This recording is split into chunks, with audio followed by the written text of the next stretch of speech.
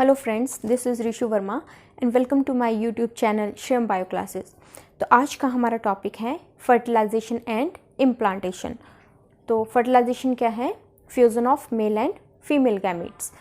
और इम्प्लांटेशन क्या है? जिसमें फर्टिलाइजेशन के बाद जो स्ट्रक्चर बनेगा दैट इज़ जाइगोट, उसकी फर्दर डिवीज़न चलेगी और किस चीज़ की फॉर्मेशन होगी? एम्ब्रियो की। तो यहाँ पर जो टाइप है एम्ब्रियो की दैट इज़ ब्लास्टोसिस्ट, वो यूट्रस की लाइनिंग के साथ अपने आप को अटैच कर लेती है और जो यूट्रस के सेल्स हैं, इनर मोस्ट लाइनिंग के सेल्स हैं, वो एम्ब्रियो को पूरी तरह से कवर कर लेते हैं। तो इसको हम क्या कहते हैं? इम्प्लांटेशन। तो स्टार्ट करते हैं हम टॉपिक। तो इससे पहले एक टर्म है that is insemination. What is insemination?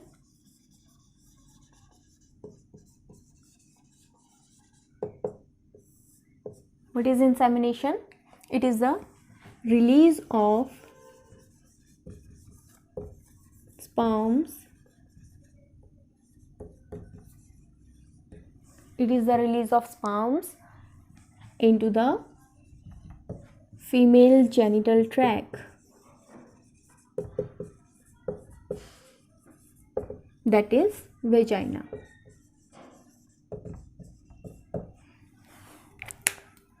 तो जो स्पर्म की रिलीज़ है वेजाइना में, उसको हम क्या कहते हैं? इंसेमिनेशन। तो इंसेमिनेशन के टाइम पे जो स्पर्म्स रिलीज़ हुए हैं वेजाइना में, वो कैसे ट्रैवल करते हैं और कैसे फैलोपियन ट्यूब तक पहुंचते हैं? तो सबसे पहले ये कहाँ रिलीज़ हुए हैं? वेजाइना में। वेजाइना से इसको कहाँ जाना है? यूट्रस में। किसके थ्रू जाएंगे? सर्विक्स के थ्रू। यूट्रस में पहुंचने के बाद वो जाते हैं फैलोपियन ट्यूब की तरफ। तो फैलोपियन ट्यूब को हम ओविडक्ट भी कहते हैं। और यहाँ पे किस रीजन में जाएंगे? एम्पुला में। तो एम्पुलरी रीजन तक ये ट्रैवल करेंगे। उसके बाद जो है मीन टाइम पर एग को भी रिलीज़ होना होगा फर्टिलाइजेशन के लिए। तो एग को भी कहाँ तक पहुँचना होता है? एम्पुला तक। तो यही वो जंक्शन है, यही वो रीजन है एम्पुला, जहाँ पे एग और स्पर्म्स क्या करते हैं? आपस में मीट करते हैं, आपस में फ्यूज़ होते हैं। तो स्पर्म्स का जो सर्वाइवल पीरियड है वो कितना है? 3 to 5 डेज। जो स्पर्म्स हैं वो कितने टाइम तक के लिए सर्वाइव कर सकते हैं? 3 to 5 डेज के लिए। और जो एग है उसका सर्वाइवल टाइम बहुत कम है, that is 1 day. This egg that can survive only for 24 hours, that is for only 1 day. तो यहाँ पे क्या है? हम देख सकते हैं कि यही वो पीक पीरियड है जहाँ पे फर्टिलाइजेशन होने के चांसेस सबसे ज़्यादा होते हैं, जब दोनों साइमल्टेनियसली कहाँ पहुँचेंगे? एम्पुला रीजन तक। एग और स्पर्म को साइमल्टेनियसली कहाँ तक पहुँचना होगा? एम्पुला तक, तभी फर्टिलाइजेशन होगी। अगर आगे पीछे हो जाएगा तो फर्टिलाइजेशन नहीं होगी। तो जिस टाइम पर ओव्यूलेशन होना है उससे अगर 2-3 दिन पहले भी इंटरकोर्स किया हुआ हो, कोइटस किया हो, तो जो स्पर्म्स हैं वो यहाँ पे, अभी तो कहाँ पे हैं? वो एम्पुला में है। तो इट मीन्स स्पर्म्स तो अंदर हैं, एम्पुलरी रीजन पे प्रेजेंट हैं। तो ओव्यूलेशन से अगर 3 दिन पहले भी स्पर्म्स वहाँ पे हैं तो फर्टिलाइजेशन के चांसेस हो जाते हैं, क्योंकि एग जो है उसका तो पूरा टाइम पीरियड है, अभी रिलीज़ हुआ है वो, तो उसके पास भी टाइम है। और 3 to 5 डेज़ के लिए स्पर्म सर्वाइव कर ही लेते हैं फैलोपियन ट्यूब में, तो फिर फर्टिलाइजेशन हो सकती है। पर अगर ओव्यूलेशन हो गया, एक दिन निकल गया या 2 दिन निकल गए, तो फिर उसके बाद फर्टिलाइजेशन के चांसेस बिल्कुल भी नहीं होते, क्योंकि एग का सर्वाइवल पीरियड बड़ा कम है। उसने 1 दिन के लिए सर्वाइव करना है। अगर उसके 1 दिन बाद भी इंटरकोर्स किया जाता है तो स्पर्म तो होंगे पर एग अवेलेबल नहीं होगा, तो फर्टिलाइजेशन नहीं हो पाएगी। तो इसीलिए इन दोनों को साइमल्टेनियसली, स्पर्म्स को भी एग को भी कहाँ पे पहुँचना होता है? एम्पुला में। और हमने पीक पीरियड बताया है ओव्यूलेशन का, कौन सा होता है? 14th day. तो हमने डिस्कस किया था कि ओव्यूलेशन के टाइम पे जो स्ट्रक्चर रिलीज़ होता है दैट इज़ सेकेंडरी oocyte। तो यहाँ पे हमारे पास ये ओवम है ओवम को हम यहाँ पे दूसरा नाम क्या देते हैं, मेनली ये हमारा क्या है, सेकेंडरी oocyte। मेन स्ट्रक्चर जो हमारा ये है दैट इज सेकेंडरी oocyte। तो ये जो भी अंदर साइटोप्लाज्मिक कंटेंट है वो किससे कवर्ड है, प्लाज्मा मेम्ब्रेन से। अब ये जो प्लाज्मा मेम्ब्रेन है इसके बाहर जो दूसरी कवरिंग है that is zona pellucida.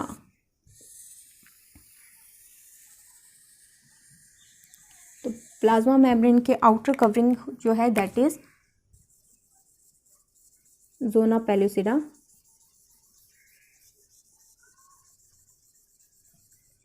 Blue colour से मैं हाईलाइट कर रही हूँ यहाँ पर जोना पेलुसिडा को।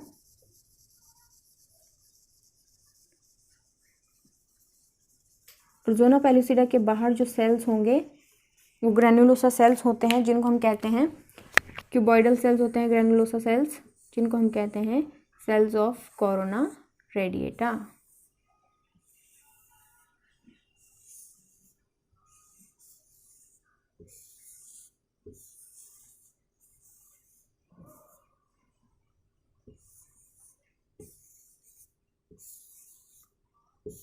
ऐसे कुछ हम इनको ड्रॉ कर लेंगे, लेबल करेंगे इसको। This is ovum and mainly this structure is that is secondary oocyte। This is the cytoplasm inner, this is covered with a membrane which is called as plasma membrane. This is the main feature of a animal cell. Plasma membrane के outer covering हमने बताई है, this is zona pellucida.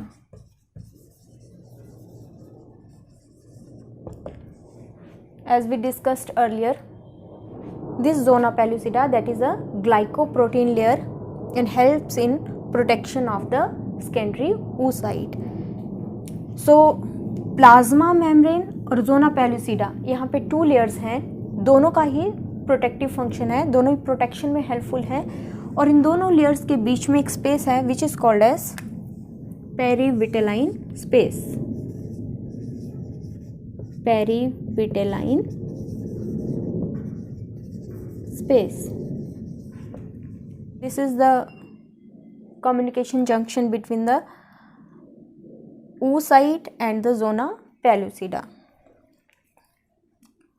So next है हमारे पास zona pellucida के outer में cells present हैं जिनको हम कहते हैं cells of corona radiata. Cells of corona radiata. तो जो सेल्स हैं कोरोना रेडिएटा का, ये किस चीज़ से बने होते हैं, ग्रैनुलोसा सेल्स से। किस चीज़ के बने होते हैं ये बने होते हैं ग्रैनुलोसा सेल से। तो ये बहुत स्टार्टिंग में जब ग्रैनुलोसा सेल्स और फॉलिकुलर सेल्स की फॉर्मेशन हो रही होती है तो ये फर्स्ट लेयर ही है, ग्रैनुलोसा सेल्स की फर्स्ट लेयर होती है जिनको हम कहते हैं सेल्स ऑफ कोरोना रेडिएटा। यहाँ पे अब हमने कहा स्पर्म्स हैं, बहुत सारे स्पर्म्स यहाँ पे आएंगे oocyte के साथ फर्टिलाइज होने के लिए। तो यहाँ पे जो सबसे फास्ट मूविंग स्पर्म होगा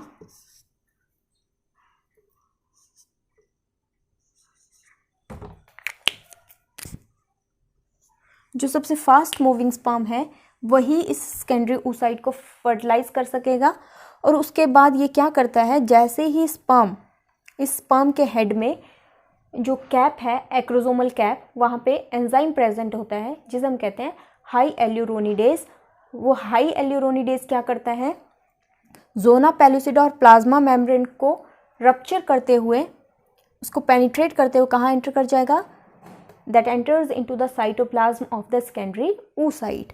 अच्छा, साइटोप्लाज्म में पहुंचने से पहले जैसे ही ये स्पर्म जोना पेलुसिडा के कांटेक्ट में आता है, इसको पेनिट्रेट करता है, वैसे ही स्पर्म अंदर चला जाएगा और जो जोना पेलुसिडा लेयर है उसमें कुछ स्ट्रक्चरल चेंजेस आएंगे, इसकी कंपोजिशन में चेंज आएगा, स्ट्रक्चरल चेंज आएगा, साइज में चेंज आएगा, जिसकी वजह से ये क्या हो जाती है, हार्ड हो जाती है और बाकी स्पर्म्स की एंट्री को ये रोक देती है। बाकी के स्पर्म जो है ब्लॉक हो जाते हैं, किसके कारण, जोना पेलुसिडा के हार्ड होने के कारण।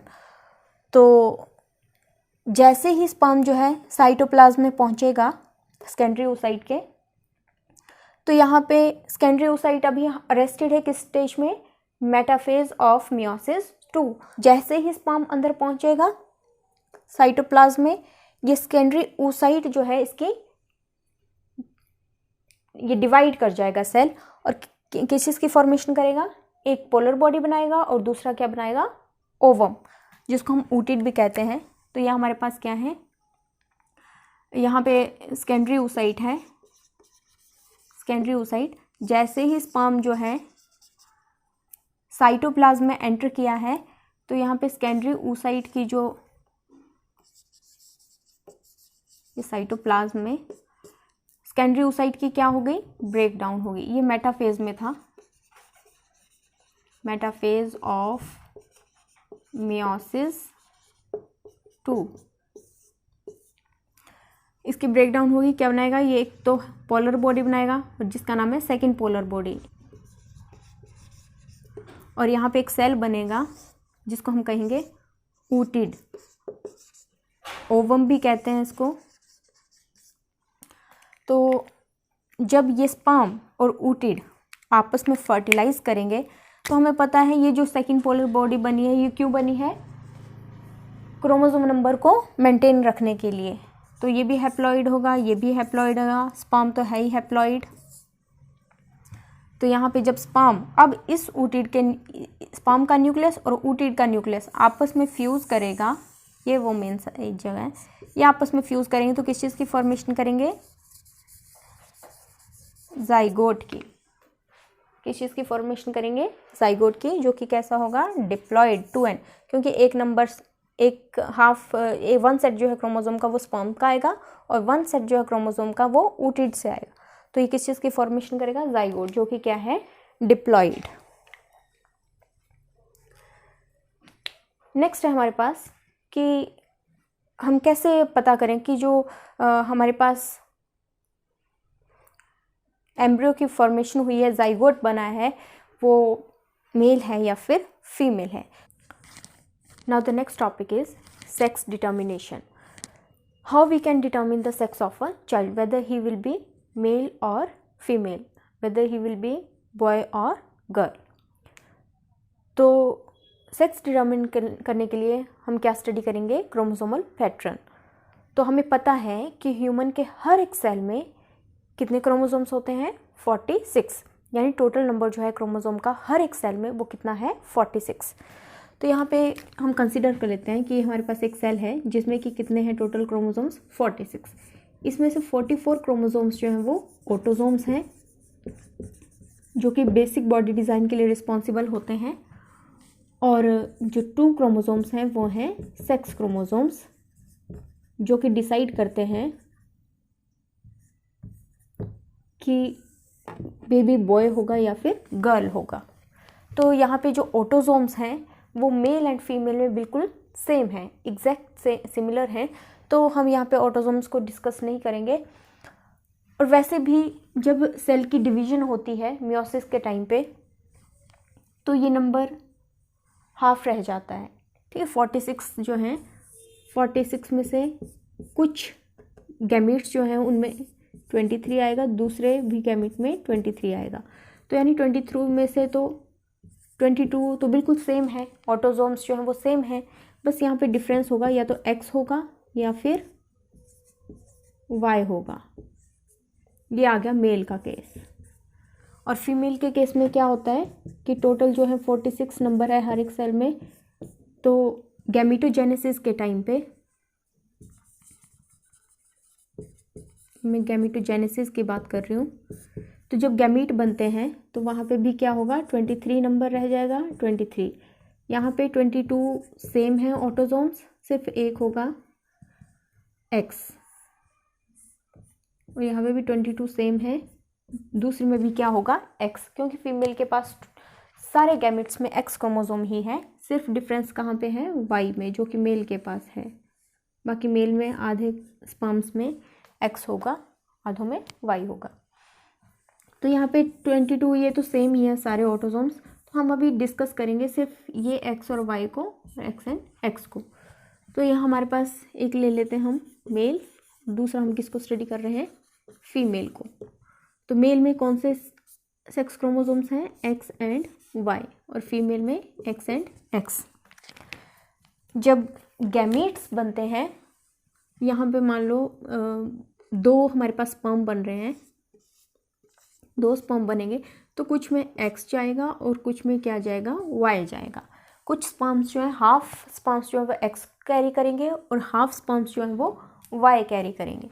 वैसे ही फीमेल्स में है, अगर दो एग बने हैं, दो एग हैं, तो उसमें से आधों में क्या होगा, एक्स होगा, और दूसरे आधों में भी क्या होगा, दूसरे टाइप का एक्स होगा।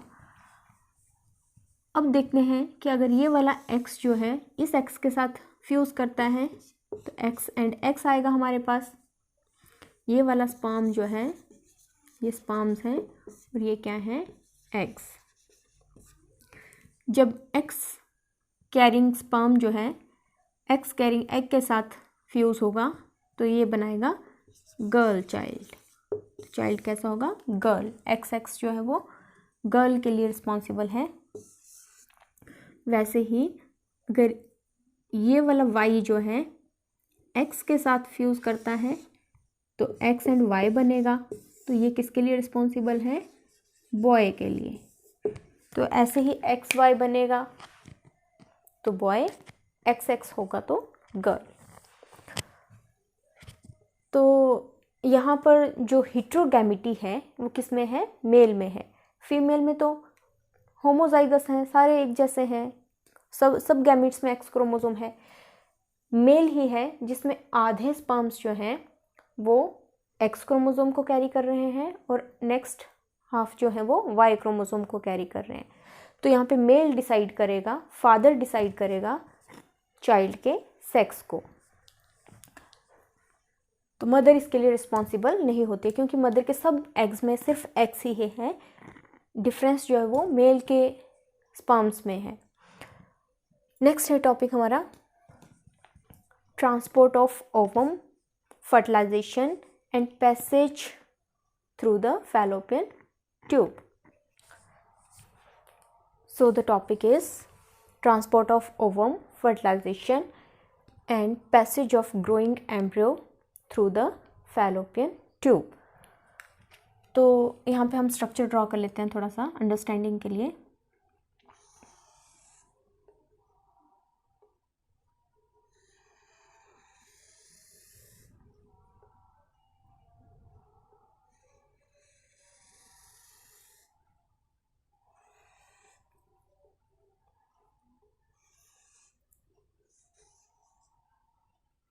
यहाँ पे हम ओवरी ड्रॉ कर लेंगे।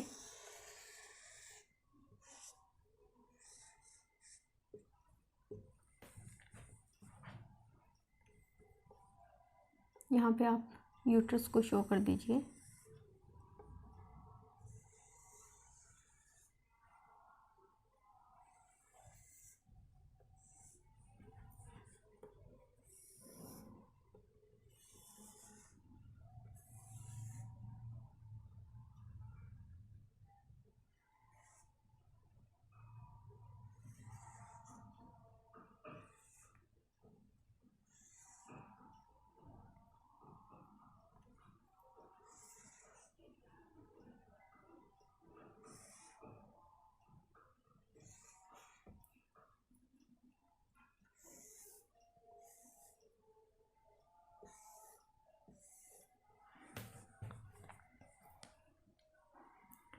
तो यहाँ पे जो ओवरी है, ओवरी क्या रिलीज़ करेगी, सेकेंडरी oocyte। तो हम ये ड्रॉ कर लेते हैं सेकेंडरी oocyte।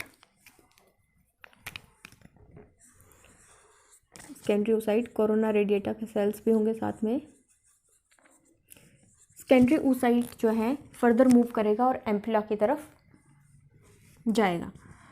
तो एम्पुला में यहाँ पे सेकेंडरी oocyte, साथ में हम यहाँ पे शो कर देंगे किसको, स्पर्म को। फर्टिलाइजेशन का पॉइंट है एम्पुला। इसके बाद यहाँ पे आप थोड़ा सा डिवाइड कर लेंगे स्टेजेस को। तो एक मिड में दिखा देंगे, एक इन दोनों के सेंटर में दिखा देना है आपने। तो फर्टिलाइजेशन के बाद जाइगोट बना, जाइगोट की यहाँ पे डिवीजन होगी तो 2 सेल्ड स्टेज यहाँ पे बन जाएगी। 2 सेल्स हमने शो कर देने यहाँ पे, embryo that is of 2 celled stage. Mid में हम शो करेंगे 4 सेल्ड स्टेज, ये हमने 4 सेल्ड स्टेज शो कर दी। नेक्स्ट 4 के बाद क्या आएगा, 8 सेल्ड स्टेज। तो ये माइटोसिस चल रही है, ठीक है, माइटोसिस। तो यहाँ पे हम शो कर देंगे 8 सेल्ड स्टेज।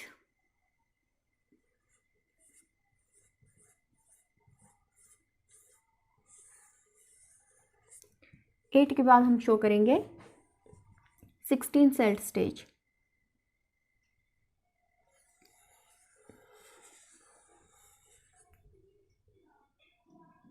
ये 16 सेल्ड स्टेज आ जाएगी। उसके बाद यहाँ पे आ जाएगी 16 सेल्स हैं जिसको हम मोरूला कहते हैं। इसके बाद यहाँ पे हमारे पास आ जाएगा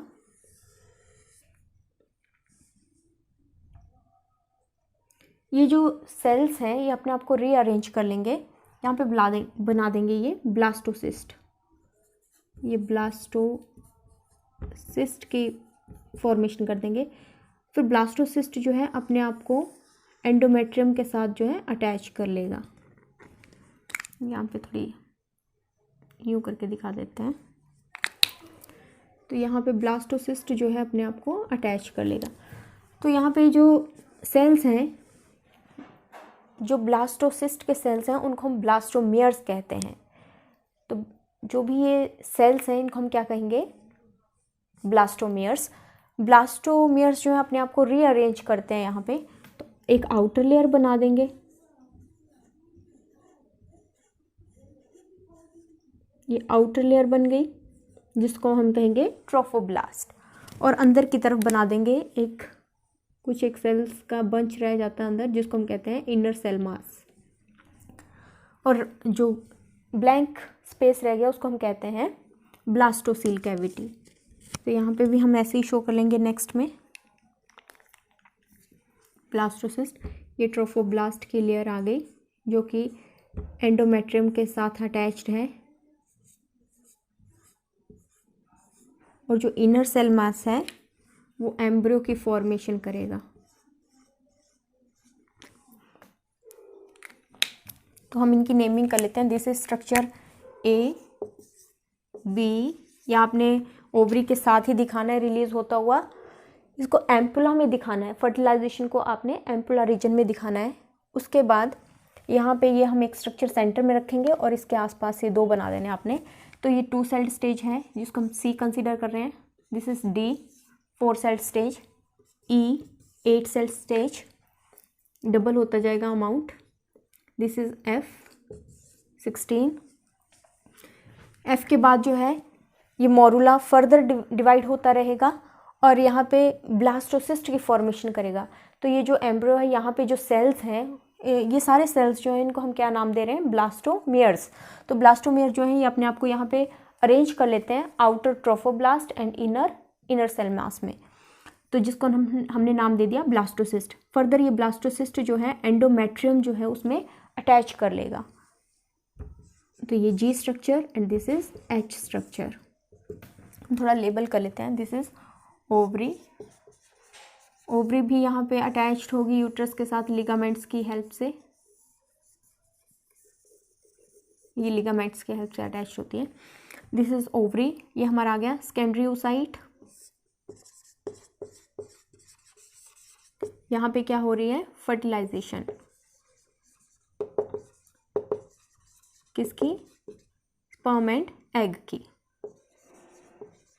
स्पर्म एंड एग की फर्टिलाइजेशन हो रही है एम्पुला में। ये एम्पुला रीजन है।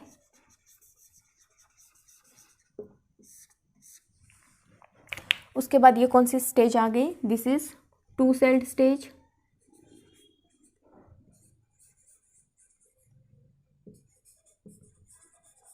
To celled stage, this is 4 celled stage. this one, this is 8 cell stage.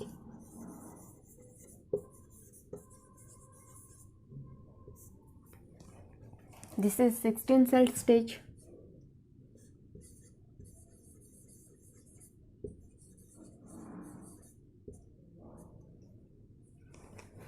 And यहाँ पे फर्दर जो 8 सेल्ड एंड 16 सेल्ड स्टेज है इसको हम कहेंगे मॉर्यूला। तो इनको हम क्या टर्म देते हैं, इन स्टेजेस पे जो एम्ब्रियो बना है 8 सेल्ड स्टेज में, 8 एंड 16 सेल्ड स्टेज जो है उस पे जो एम्ब्रियो बना है उसको हम क्या कहेंगे, मोरूला। अब यहाँ पे जितने भी सेल्स हैं 2 cells, 4 cells, 8 cells, 16 cells, further जो भी सेल्स हैं, सेल्स को हम क्या नेम देंगे यहाँ पे, ब्लास्टोमेयर्स। तो सेल्स को हम यहाँ पे क्या कहेंगे, जो भी सेल्स हैं उनको हम क्या नाम दे रहे हैं, ब्लास्टोमेयर्स।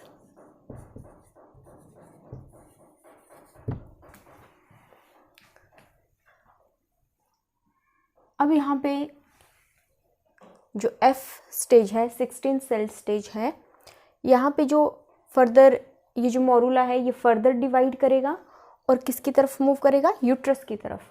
तो जैसे जैसे यूट्रस की तरफ मूव करेगा तो यहाँ पे जो मोरूला है वो फर्दर डिवाइड करेगा और जो सेल्स हैं वो आपको अपने आप को रीअरेंज करेंगे।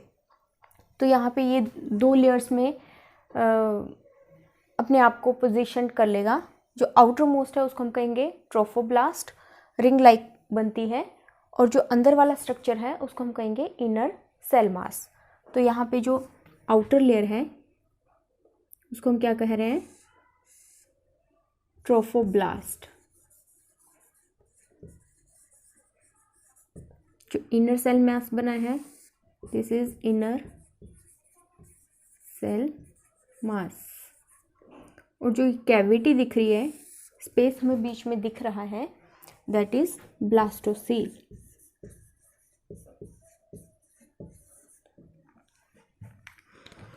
अब यहाँ पे जो ब्लास्टोसिस्ट है ये किस में ट्रांसफॉर्म हो गया है, मोरूला किस में कन्वर्ट हो गया, किस में ट्रांसफॉर्म हो गया, ब्लास्टोसिस्ट में। अब ब्लास्टोसिस्ट जो है अपने आप को कहाँ अटैच कर लेगा, एंडोमेट्रियम के साथ। तो जो एंडोमेट्रियम है वो यूट्रस की इनर मोस्ट लाइनिंग है और यहाँ पे ब्लास्टोसिस्ट अपने आप को अटैच कर लेगा। अब क्या होता है कि ये जो लाइनिंग है यूट्रस की, एंडोमेट्रियम, इसके सेल्स फर्दर डिवाइड होते हैं और जो ब्लास्टोसिस्ट है उसको पूरी तरह से कवर कर लेंगे। यानी जो ब्लास्टोसिस्ट है, जो ट्रोफोब्लास्ट लेयर है वो तो अटैच हो गई है यूटेरिन वॉल के साथ, एंडोमेट्रियम के साथ। अब एंडोमेट्रियम जो है तो वो सेल्स क्या करेंगे, डिवाइड करेंगे और ब्लास्टोसिस्ट को पूरी तरह से कवर कर लेंगे। तो इसको हम क्या कहते हैं, इम्प्लांटेशन। तो यहाँ पे इम्प्लांट हो जाएगा और फर्दर ये किसके लिए रिस्पॉन्सिबल होता है, फिर प्रेगनेंसी के लिए। सो this is all about the fertilization and implantation.